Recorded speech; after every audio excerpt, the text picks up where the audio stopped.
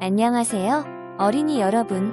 여러분은 독서할 때 한 권을 천천히 읽는 편인가요? 아니면 책 여러 권을 동시에 읽는 편인가요? 선생님은 동시에 여러 권을 읽는 편인데요. 가끔 이렇게 물어보는 친구들이 있더라고요. 여러 권을 동시에 읽으면 내용이 뒤죽박죽 되진 않나요? 책을 읽을 때 중요한 부분의 밑줄을 긋거나 메모하면서 읽다 보니 내용이 뒤죽박죽 되거나 기억이 안 나거나 하진 않고요.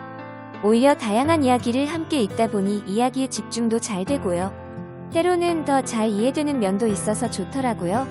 무조건 이 방법이 좋다, 나쁘다 할 수 없으니 우리 친구들도 각자 자신에게 알맞는 독서 방법을 찾아 적용해보세요. 오늘 학습 순서를 살펴보면요. 글쓴이의 의견이 드러난 글을 읽고 문제 상황을 파악하고요. 글쓴이의 의견이 주제와 관련이 있는지, 의견을 뒷받침하는 내용이 사실인지, 또 믿을만한지, 적절한지를 평가하는 방법을 알아보려고 해요. 그럼 학습 주제를 큰 소리로 읽어볼까요? 글쓴이의 의견을 평가하는 방법 알기입니다. 교과서 254쪽을 펴고 혜원이가 쓴 글을 읽고 의견과 뒷받침 내용을 정리해봅시다. 혜연이의 의견은 바람직한 독서 방법은 도서관 편의 시설을 늘리는 것입니다. 첫 번째 근거로 휴게실을 많이 만들면 쉴 수 있고, 두 번째 근거로 체육관이 생기면 운동을 할 수 있다는 것입니다. 세 번째로 컴퓨터를 많이 설치하면 인터넷을 쉽게 이용할 수 있다입니다. 바람직한 독서 방법이라면 책을 어떻게 읽는지와 관련이 있어야 하는데 여러분의 생각은 어떤가요?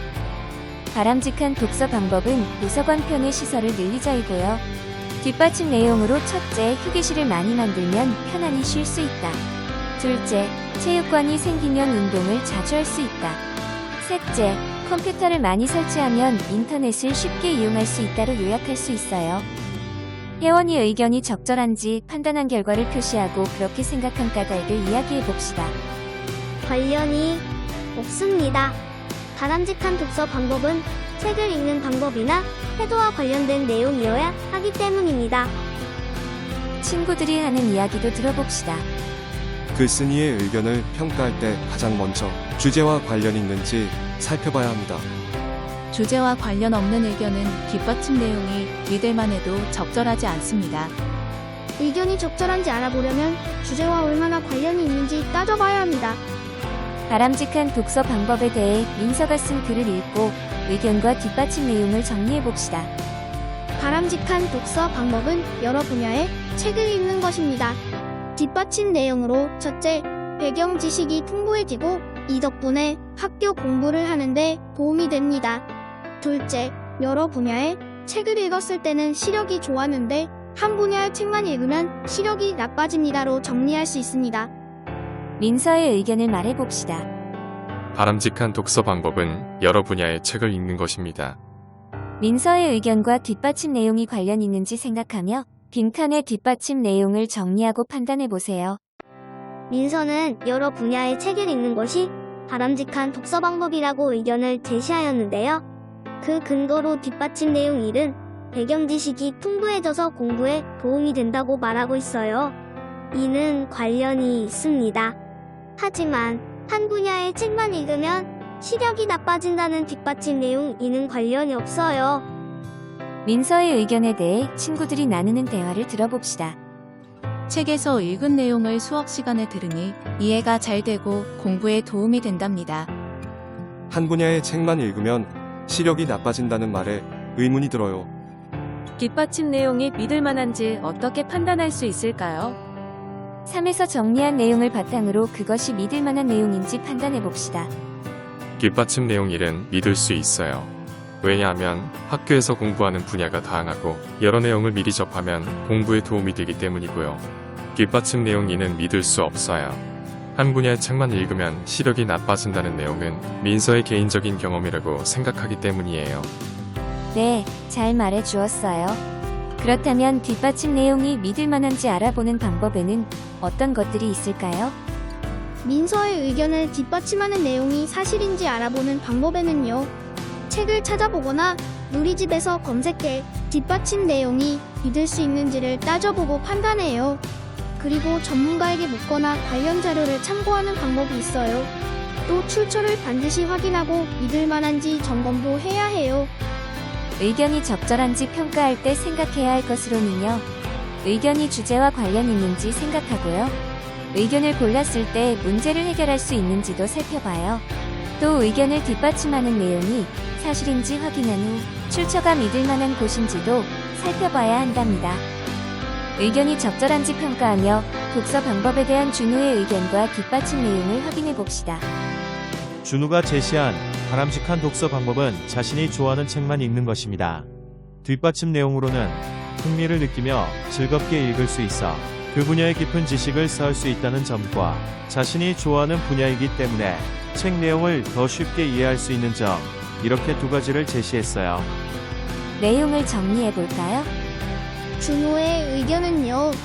바람직한 독서 방법은 자신이 좋아하는 책만 읽는 것이고요. 뒷받침 내용으로 흥미를 느끼며 즐겁게 읽을 수 있어 그 분야의 깊은 지식을 쌓을 수 있고 자신이 좋아하는 분야이기 때문에 책 내용을 더 쉽게 이해할 수 있다로 정리할 수 있어요.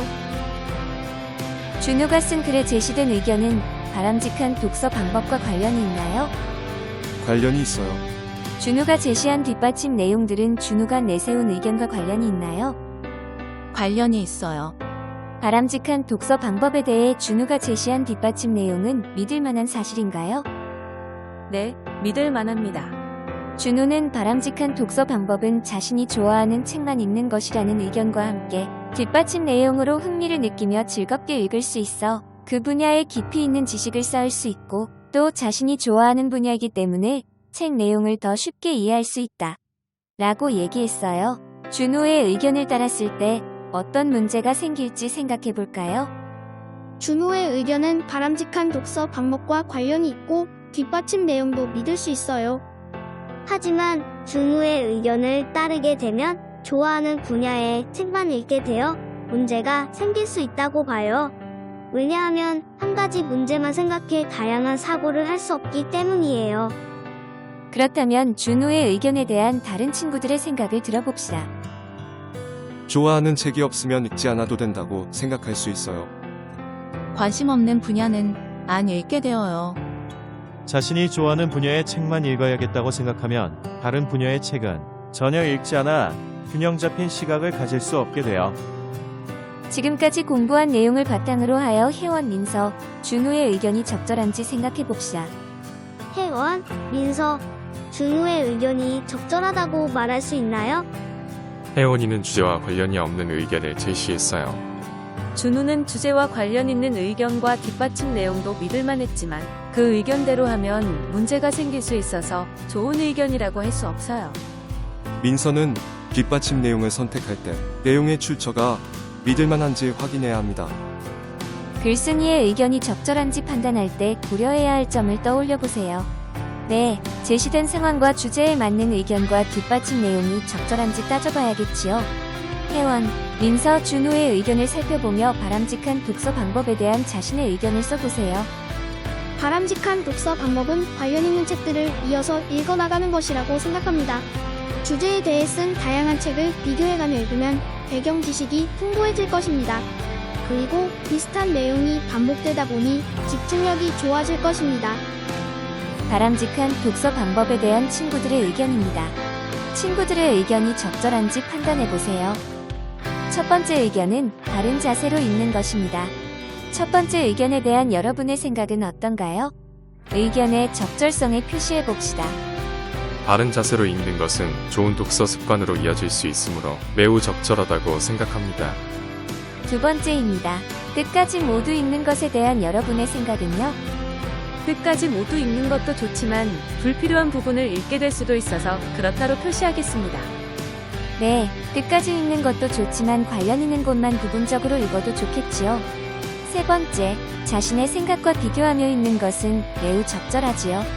오늘 배운 내용을 정리해 보겠습니다. 글쓴이의 의견이 적절한지 평가하는 방법인데요. 괄호 안에 들어갈 알맞은 말을 선으로 이어보세요. 글쓴이의 의견이 주제와 관련 있는지, 후 의견과 뒷받침 내용이 관련 있는지 따져보고요. 뒷받침 내용이 사실이고 믿을 만한지, 글쓴이의 의견이 문제 상황을 해결할 수 있는지 살펴봐야 해요. 이 시간에는 문제 상황을 해결할 수 있는 다양한 의견을 읽고 그 의견이 적절한지 평가하는 방법을 알아보았습니다. 생활 속에서 겪는 여러 문제를 떠올려보고 그 문제를 해결할 방법이 무엇인지 생각해봅시다. 오늘도 모두 수고했어요.